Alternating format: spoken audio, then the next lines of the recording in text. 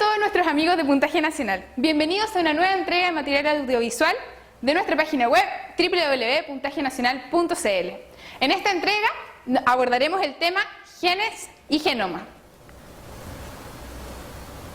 El día de hoy veremos el tema genoma y genes, para lo cual queremos empezar con nosotros. El ser humano contiene billones y billones de células cuyo núcleo es muy importante, ya que tiene una información especial, nuestro DNA, que es toda la información que va a ser codificada para que nos veamos como nos veamos. Esta información se encuentra en los cromosomas, y dentro de los cromosomas, en el telómero, podemos ver de que está toda esta estructura con los histonas, que son proteínas de los cuales va enrollado este DNA, que es nuestra información, toda esta red de información, y vamos dilucidando entonces de que tiene una conformación especial. Veo bases nitrogenadas, veo azúcares por acá, fosfatos, que luego en la próxima diapositiva vamos a explicar. Y tenemos la estructura del DNA, en la cual podemos ver que hay un fosfato, una base nitrogenada y una ribosa, que es un azúcar. Estos tres componentes forman el nucleótido, unidad esencial de nuestro DNA. En el caso de los fosfatos pueden ser monofosfatados, bifosfatados o trifosfatados. Trifosfatados como el ATP, molécula que ya conocemos. En las bases nitrogenadas estas tienen características especiales. Tenemos por un lado timina, adenina, citosina y guanina. Estas bases son complementarias, es decir, timina siempre va junto a adenina y citosina siempre junto a guanina. Esta unión posee 2 puentes de hidrógeno y esta unión 3 puentes de hidrógeno, los cuales al introducir esta molécula en el agua van a producir de que esta molécula sea mucho más difícil de separar que esta, ya que contiene más enlaces de hidrógeno. Por otro lado, estas bases nitrogenadas se dividen en 2 grupos. Por un lado están las purinas, para la cual tenemos nuestra mnemotecnia agua pura de purina, y por otro lado tenemos las pirimidinas, las cuales están compuestas por timina y citosina. Además podemos decir de que esta doble hebra es una hélice antiparalela, ya que una hebra va hacia arriba y otra hacia abajo. La hebra que va hacia abajo va de 5' a 3' y la hebra que va hacia arriba va de 5' a 3', pero en la dirección contraria. Y como podemos ver allá, entonces vemos que es una doble hélice que tiene una curva mayor y una curva menor.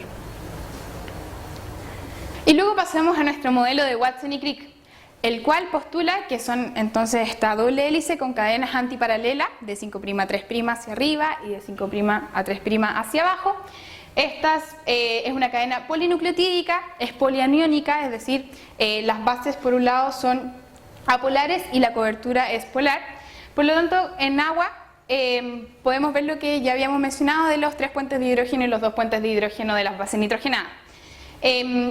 También dentro de los aportes que se le han hecho a la teoría de Watson y Crick, al modelo de Watson y Crick, es que en una vuelta hay 10 pares de nucleótidos, los cuales en su totalidad miden 3.4 nanómetros y entre bases 3.4 angstroms. Y si quieren saber, en el ancho son 2.0 nanómetros.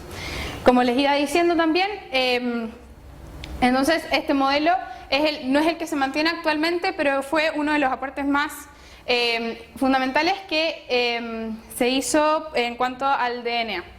No ha variado mucho la forma que postuló Watson y Crick hasta el momento. Entonces ahora vamos a la replicación del DNA. Esta replicación la vamos a explicar en la diapositiva siguiente, pero es importante que se den cuenta de esta pirámide, que es, en el primer caso, es la replicación del DNA, que luego va a transcribirse con la ayuda del RNA mensajero, y fíjense que esta flecha va hacia allá, pero también puede haber una transcripción reversa, en el caso de los virus, por ejemplo, como el SIDA. Y luego de llegar a la etapa del RNA, donde está el RNA mensajero, va a haber una traducción que está a cargo del RNA de transferencia para poder llegar a la síntesis de nuestras proteínas que están compuestas por codones de aminoácidos. O sea, codones de bases nitrogenadas que van a formar un aminoácido al final y luego una proteína. Ahora vamos a ver la replicación del DNA paso por paso. No se asusten que no es tan complicado. Vamos a partir primero con una de nuestras enzimas, que es la helicasa. Esta enzima va a cortar los puentes de hidrógeno que hay entre las dos hebras del DNA, en primer lugar, para que luego nuestra segunda enzima, la topoisomerasa, pueda de una u otra manera afirmar estas hebras para que no vuelvan a superenrollarse, ya que el DNA está muy compacto, muy condensado, por lo tanto hay que mantenerlo separado para poder ejercer la replicación. En tercer lugar, nuestras proteínas SSB, que son estas que están, los puntitos que se encuentran en la diapositiva, y estos también van a ejercer la función de separar las hebras para que no se vuelvan a enrollar. En cuarto lugar, encontramos la RNA primasa. ¿Qué es lo que va a hacer esta? Esta es el profesor de la DNA polimerasa, ya que la DNA polimerasa, que tiene que leer y poner los nucleótidos, no sabe desde dónde partir y no sabe cómo empezar a poner los nucleótidos. Por lo tanto, esta RNA primasa va a rellenar con 10 nucleótidos de RNA para formar nuestro cebador, que tiene 10 nucleótidos de RNA y que van a ser los profesores de la DNA polimerasa para que ejerza su función. Entonces, luego viene la DNA polimerasa, que es la que va a replicar nuestro DNA, tanto en la hebra molde como en la hebra retrógrada. Y en sexto lugar, luego de que nuestros nucleótidos ya están en su lugar, viene un nuevo cambio, que es que la endonucleasa o la DNA polimerasa 2 tiene que cambiar estas moléculas de RNA del cebador para poder contener una molécula que sea completamente DNA. Y para esto la endonucleasa va a ejercer su función. Y en último lugar, pero no menos importante, la DNA ligasa, que es la que va a unir las nuevas proteínas de DNA del cebador, que antes eran RNA, con el DNA nuevo de nuestras nuevas hebras. Por lo tanto, no se olviden que desde el sitio de origen, entonces desde donde se cortan por la helicasa de esta hebra, la replicación es de izquierda a derecha, es decir, de 5' a 3'. Por lo tanto, la DNA polimerasa solo va a hacer su acción de 5' a 3'.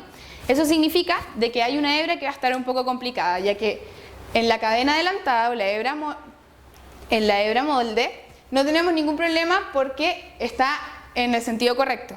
Pero si nos vamos a la hebra que tenemos en este extremo, podemos observar de que tiene que ir en ese sentido.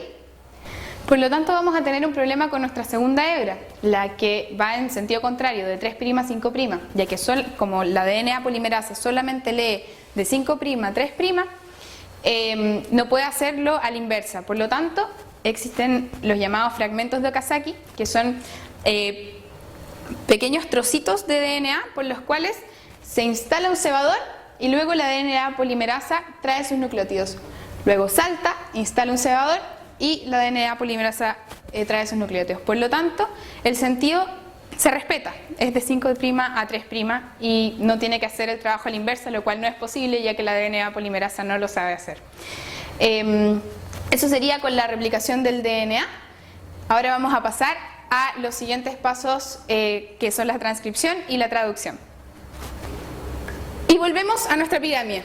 Recuerden, ya vimos el paso de la replicación del DNA y vamos a pasar ahora a los pasos posteriores, es decir, la transcripción y la traducción para poder llegar a nuestras proteínas.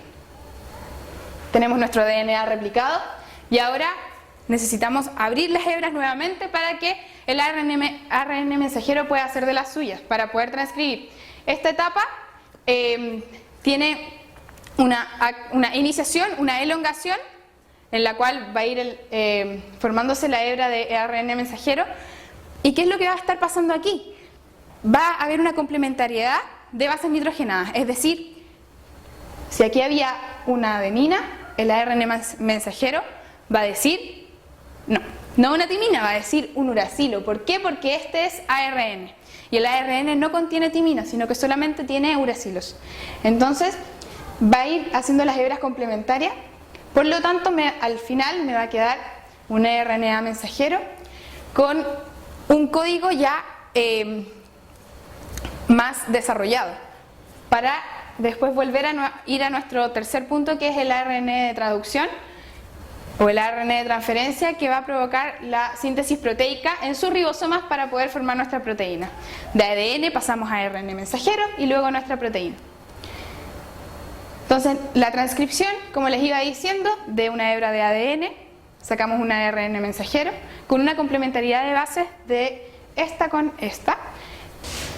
Y ahora vamos a ver la traducción, en la cual tenemos los ribosomas, aminoácidos, el ARN de transferencia, la subunidad mayor del ribosoma y la subunidad menor del ribosoma.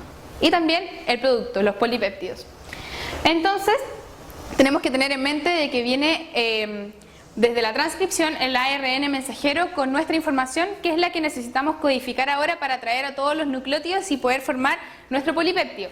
Para lo cual, de 5 a 3' vamos a tener una activación, que es cuando la subunidad menor del ARN del ribosoma se une al ARN mensajero, y luego una iniciación, que es cuando el ARN de transferencia empieza a captar nucleótido por nucleótido, aminoácido por aminoácido. Entonces, en la elongación va a ir captando cada vez una mayor cantidad de aminoácidos para llegar a una decodificación y a una traducción de este mensaje que contenía el ARN mensajero. Y así tenemos nuestro polipéptido, nuestras proteínas en la terminación, que es cuando tenemos nuestro producto para poder ejercer todas las funciones que nuestra célula necesita hacer. Nuestros aminoácidos. Esto es el punto tan importante que este proceso dejó como resultado. Tenemos acá una gran tabla, la tabla típica de los aminoácidos, que contiene 64 de los aminoácidos, las combinaciones que se pueden hacer entre estas bases nitrogenadas.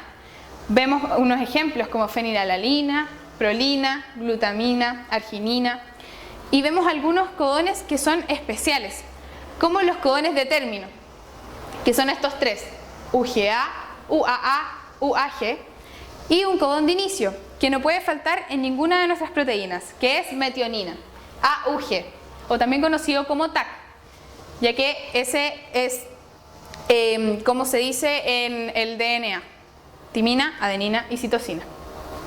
Entonces, ahora vamos a ir a un ejercicio, pero antes de eso quería decirles que cada aminoácido se compone de un codón, y estos codones tienen 3 bases nitrogenadas cada uno.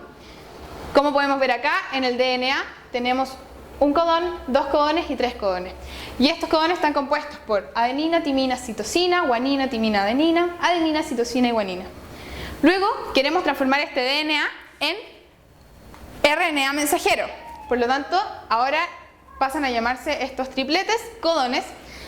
Y aquí tenemos una salvedad que lo había mencionado en unas diapositivas anteriores, que es que cada RNA no tiene timina. Olvídense de timina para la RNA. Tiene uracilos, que es la base nitrogenada del RNA. Por lo tanto, si nosotros queremos hacer la conversión, recordando de que las bases son complementarias, podemos decir que si A va con T y C va con G, en este caso A va con U, ya que no existe la timina, y C va con G. Por lo tanto, haciendo la transformación de adenina a uracilo, timina a adenina, citosina a guanina, y así. Y podemos ver ahora que queremos hacer otro cambio para poder lograr nuestra traducción, por lo cual tenemos que cambiar de RNA mensajero a RNA de transferencia. Y este codón ya no se llama codón, pasa a ser un anticodón, es decir, lo contrario a el RNA mensajero. Por lo tanto, seguimos con la complementariedad de bases. Si teníamos uracilo, que era timina en el DNA, ahora vamos a tener adenina. Si teníamos adenina, ahora uracilo, guanina, citosina, y así en adelante. Entonces, en este paso, nuestro mensaje del DNA ya está codificado y nuestras células lo pueden leer para poder formar los aminoácidos. Y miren, este codón, según la tabla que habíamos visto en la diapositiva anterior, codifica para isoleucina, este para valina y este para treonina.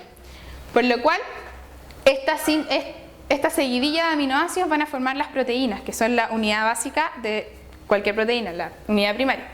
Por lo tanto, no olviden que los codones Son muy importantes y más estos, los de inicio y los de término. El de inicio como la metionina que no puede faltar en ninguna proteína y los de término como, si me siguen en la mnemotecnia, UA, UAA, UAG, turururutut. Amigos, muchas gracias por su atención, espero que haya sido de su ayuda. Para mayor información, vean nuestras guías de materia o métanse a nuestra página web www.puntajenacional.cl.